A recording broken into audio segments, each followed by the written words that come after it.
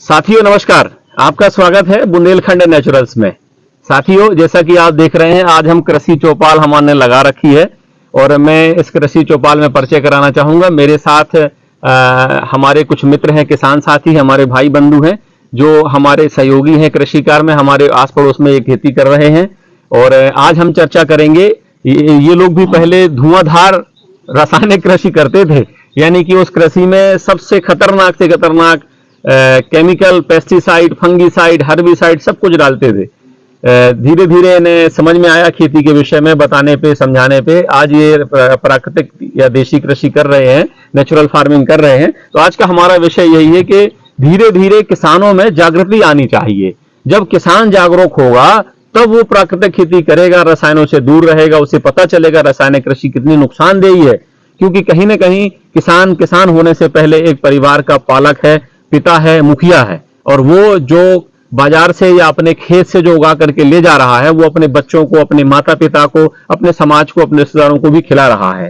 तो निश्चित तौर पे यदि उन्हें जानकारी होगी कि ये कितना नुकसानदायक, कितना खतरनाक वो दवाओं का प्रयोग कर रहे हैं, जो दवाएं आने वाले समय में उनकी किडनी को, लीवर को, उनके हार्ट को, उनके पूरे बॉडी को खोखला करने वाली हैं, और भयंकर से भयंकर डायबिटीज है, कैंसर है, या सोरेसिस ऑफ लीवर है, या जितने तरह की मैं बीमारियों का नाम लूं, लीवर डिसीज है, इंटेस्टाइन से संबंधित, आंतों से संबंधित बीमारी है, आंतों का कैंसर है, या अन्य बीमारियां। तो मैं परिचय कराना चाहूंगा। सबसे पहले हमारे जानू भाई जी बैठे हुए हैं, ये हमारे भाई हैं। फिर इसके बाद रम्मू भाई बैठे हुए हैं, ये भी हमारे पड़ोसी किसान हैं। ये सरमन भाई है, हमारे बहुत पुराने किसान साथी हैं। तो मैं स्टार्ट करना चाहूंगा जानू भाई से। अपने अनुभव आप बताइए हमारे व्यूवर्स को, हमारे मित्रों को, वो आपके अनुभव से देख करके समझेंगे, सीखेंगे। जी नमस्कार मित्रों। पहले हम लोग रासायनिक खेती करते थे और मेरी फसल में जब भी ज्यादा कीट लगते थे तो मैं जाके रासायनिक दवाइयां लाता था, और जैसे मैंने डाला वैसे कीट मर जाते थे मेरे खेत के। और मैं पहले बहुत ज्यादा रासायनिक खेती करता था। फिर मेरे भाई असलम भाई ने बताया कि आप रासायनिक खेती बंद करें, ये बच्चों के लिए भी हानिकारक है और इसका नुकसान होगा बच्चों को भी, आपको भी। तो मैंने रासायनिक खेती बंद करके प्राकृतिक खेती की है, मेरे पीछे खड़ी हुई है। और हम जो है तो कुदरती तरीके से गोबर की खाद से, इससे रासायनिक खेती छोड़ के टोटल देसी खेती करते हैं हम लोग। और मेरे जो खेत पे है टोटल हम लोग रासायनिक खेती बंद कर चुके हैं, हम लोग भाई के कहने पे, असलम भाई के। और हम लोगों ने प्राकृतिक खेती को चालू कर दिया है करना। और गोबर की खाद है, जैसे उसको बना के हम लोग सब कीड़ा वगैरह उसी से मारते हैं। और वो पूरी खेती हम टोटल देसी तरीके से करते हैं, हाथों से निंदाई है, गुड़ाई है, ये सब हम लोगों ने, कचरा मारने का कोई पेरासाइड इस्तेमाल नहीं करते, टोटल देसी खेती करते हैं हम लोग। और जब से हमने देसी खाद खेती की है, हम लोगों का स्वास्थ्य भी बढ़िया, हम लोगों के बच्चे भी बढ़िया है, और हम लोग बहुत आराम में हैं। जब से कोई बीमारी नहीं है। बहुत अच्छा जानू भाई जी, बहुत अच्छा। आप ऐसे ही खेती करते रहें। मैं यहाँ अपने किसान साथियों से, जो हमारे दर्शक हैं, मित्र हैं, जो इस वीडियो को देख रहे हैं, आगे देखेंगे, उन सबसे निवेदन करना चाहूंगा कि हमारा किसान एक कदम आगे चल के बढ़ा है तो हमें 10 कदम चल के आगे बढ़ना है। कहने का उद्देश्य यह है कि अगर हमारे किसान साथियों ने प्रण लिया है, निश्चय किया है कि हम प्राकृतिक खेती करेंगे, ये रसायन, ये जहर, ये विष हम अपने खेतों में नहीं डालेंगे, जिस विष को खाने से हमारे उपभोक्ता, हम जिनको ये सब्जियां, ये दालें, ये चावल, ये तेल जो बेच रहे हैं, उनका परिवार भी स्वस्थ रहे, बीमार ना पड़े। तो आपको भी चाहिए है कि आप बढ़ चढ़ के हिस्सा लीजिए और ऐसे किसानों का चयन करिए जो किसान प्राकृतिक खेती कर रहे हैं। उन किसानों की सब्जी को अधिक दाम देकर के क्रय करिए, क्योंकि ये सब्जी नहीं है, ये सब्जी के रूप में एक औषधि है। और जो आप बाजार में केमिकल वाला सब्जी खा रहे हैं, तरकारी खा रहे हैं, वो सब्जी नहीं है, वो विष है। आगे आने वाले 5 साल 10 साल में वो आपको भयंकर से भयंकर बीमारियों से ग्रसित करने वाली है, और आपका लाखों करोड़ों रुपए उस बीमारी में खर्च होने वाला है। तो एक छोटा सा उपाय, प्राकृतिक किसानों को बढ़ावा दीजिए, प्राकृतिक किसानों के उत्पाद खरीदिए, उनको समृद्ध बनाइए। आप खुशहाल रहेंगे, आपका परिवार स्वस्थ और समृद्ध रहेगा। मैं रम्मू भाई जी से इसी क्रम में निवेदन करूंगा, आप भी अपने विचार रखें, बताएं। क्या बताएं, हम तो यही करते हैं, निंदाई गुड़ाई अपनी फसल में करते हैं। तो यही साधारण से, दवाई ववाई नहीं डालते। मिलाई करते रहते, अपन कचड़ा साफ करते रहते। बहुत बढ़िया रम्मू भाई जी। देखिए रम्मू भाई जी ने भी हौसला बढ़ाया है, लिया है, और ये जो भी खेती में उगाते हैं, चाहे वो प्राकृतिक भुट्टा हो, सब्जी हो, तरकारी हो, धान की फसल भी ये लेते हैं, उड़द मूंग की फसल भी ये लेते हैं। तो ऐसे किसानों का आप चयन करिए, इनके साथ आप इनको अपना फैमिली फार्मर बनाइए। मैं इसी क्रम में मेरे मित्र, मेरे साथी, मेरे भाई सरमन भाई जी बैठे हुए हैं। सरमन भाई जी हमारे साथ जब मैंने अपनी खेती की शुरुआत करी थी 2002 में, तब इसी खेत पे सरमन भाई हमारे साथ बैठा करते थे, आया करते थे, हमारा सहयोग किया करते थे, हमारे यहाँ जो फसलें हुआ करती थी उनमें सहयोग करते थे, बाजार में विक्रय करने में सहयोग करते थे। तो मेरे परम मित्रों में से हैं सरमन भाई। मैं इनसे निवेदन करूंगा, सरमन भाई आप अपना बारे में भी बताइए हमारे मित्रों को जो देखने वाले इस वीडियो को देखेंगे।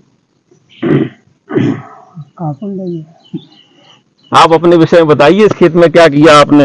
इस खेत में आलू भी लगाते हैं, मक्का का भी लगा है, लहसुन वासुन भी लगाते हैं, और बढ़िया देसी खाद डालते हैं गोबर की, और तो उसको बाद में निराई गुड़ाई करते हैं, खुरपी से नींदते, कुदरा से गोड़ते हैं, माटी चढ़ाते हैं, और तो फिर उसको बाद में पानी लगाते हैं, फिर खुदाई करते हैं, लहसुन की खुदाई करते हैं।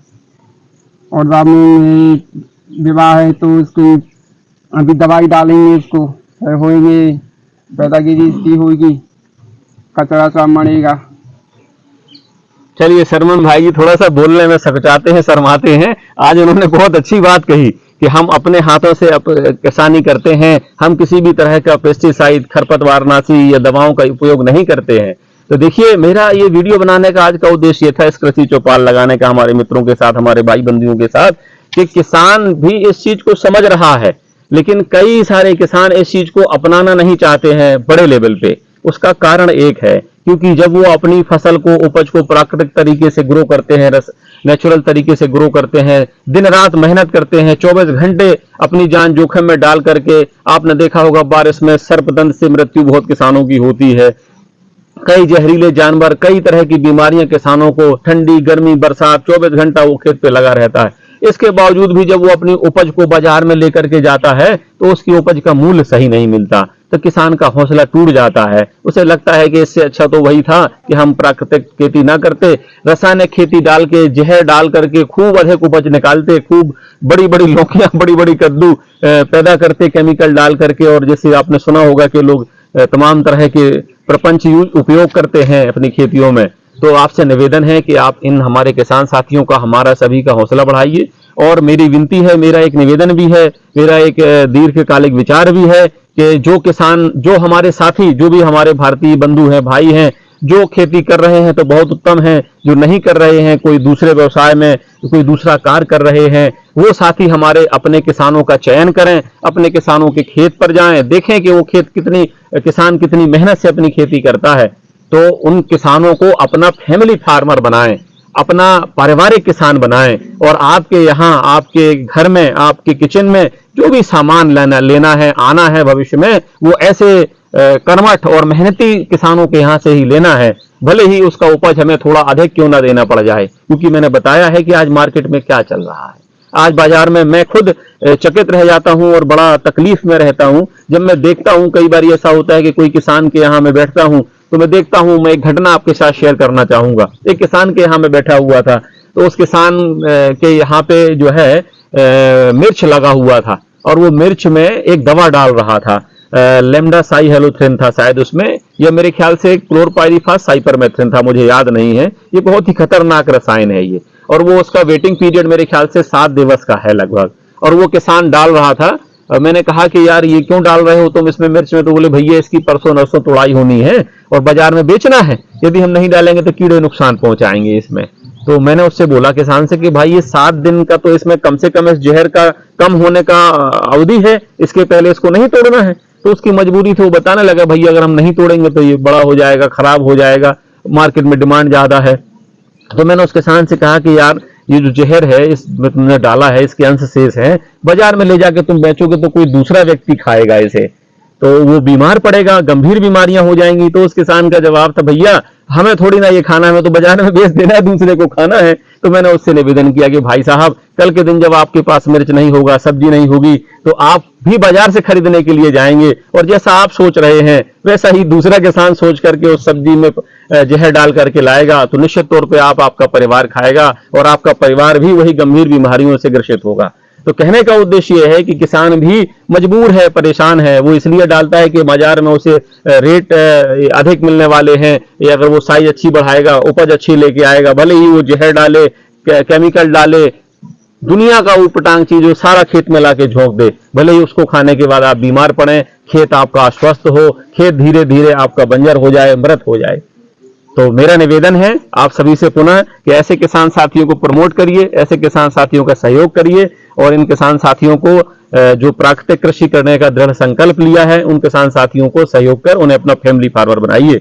धन्यवाद। आपसे निवेदन है हमारे वीडियो को लाइक, सब्सक्राइब, शेयर करें, बेल आइकन को अवश्य दबाएं, जिसमें भविष्य में आने वाली वीडियो आप तक उनका नोटिफिकेशन शीघ्र से शीघ्र मिले।